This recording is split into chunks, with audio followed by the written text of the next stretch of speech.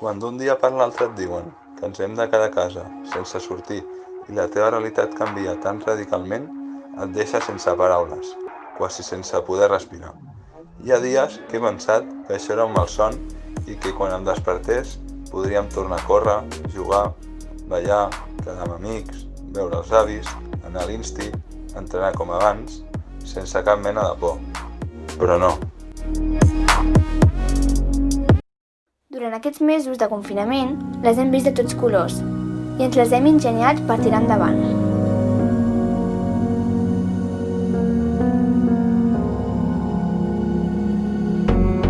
Hem tingut molta paciència, hem persistit i no ens hem deixat vèncer. I hem hagut de posar ganes i bon humor. Hemos conectado con nuestro entorno y la naturaleza, hasta el punto de cambiar algunos hábitos.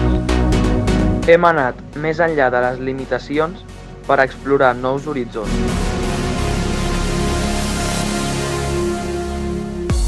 Hem descobert altres maneres de col·laborar i d'estar junts, malgrat la distància.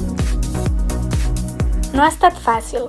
El confinament m'ha ajudat a descobrir que puc ser més forta del que em creia, que quan m'ho proposo puc fer més coses de les que em pensava, per mi mateixa i també amb l'ajuda d'altres persones. Tota sola vaig ràpida, però acompanyada puc arribar molt més lluny.